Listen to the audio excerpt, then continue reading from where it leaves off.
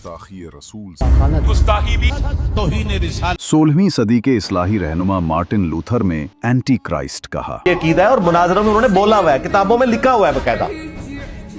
क्या इनका मकसद वाकई दीन की गैरत का तहफ़्फ़ुज़ था, वरना यह सिर्फ एक शख्स को निशाना बनाने की साजिश है?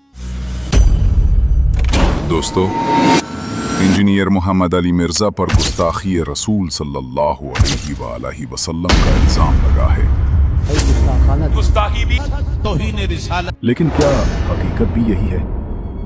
क्या वाकई उन्होंने अपनी तरफ से गुस्ताखाना जुमला कहा, या फिर यह महज सयाक व सबाक को तोड़ मरोड़ कर फैलाई गई एक गलत फहमी है?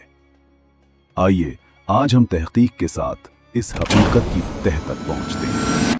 इंजीनियर मोहम्मद अली मिर्जा पर हालिया दिनों में एक संगीन इल्जाम लगाया गया कि उन्होंने नबी अकरम सल्लल्लाहु अलैहि वसल्लम की शान में गुस्ताखी की।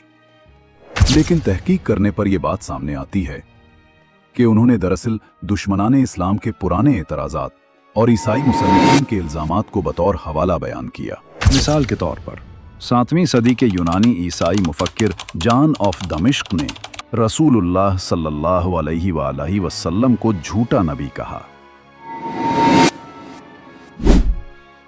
16वीं सदी के इस्लाही रहनुमा मार्टिन लूथर में नाउजुबिल्लाह रसूलुल्लाह सल्लल्लाहु अलैहि वसल्लम को एंटी क्राइस्ट कहा।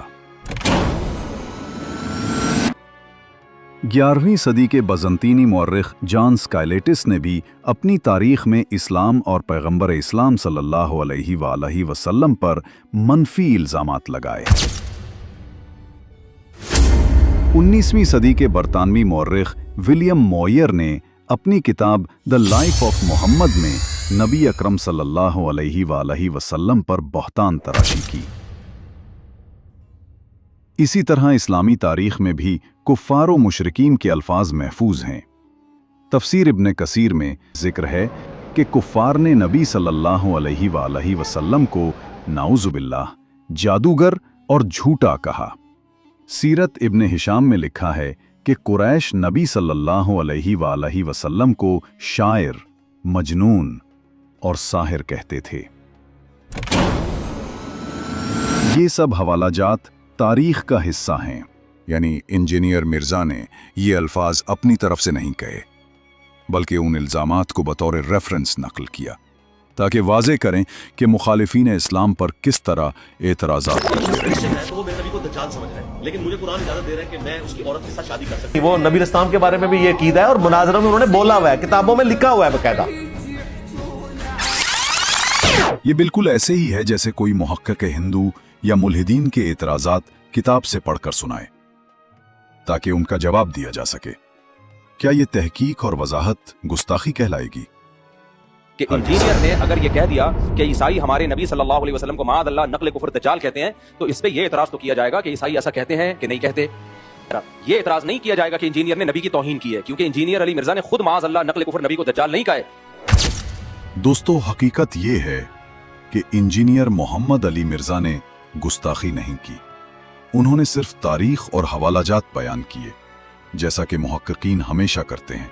दोस्तों, अगर ये गुस्ताखी है तो फिर सवाल यह है कि जिन उलमा ने इन्हीं अल्फाज को बार बार दोहराया, इन पर भी यही इल्जाम क्यों न लगे? जो मसीही होते हैं ना, ये रसूलुल्लाह को दज्जाल मानते और कहते मिर्जे ने हुजूर की जात के लिए लफ्ज़ दज्जाल इस्तेमाल कि क्रिश्चियन हमारे नबी पाक सल्लल्लाहु अलैहि वसल्लम को दज्जाल कहते हैं। बाद अज़ां क्या तहकीक के नाम पर हवाला देना गुस्ताखी है?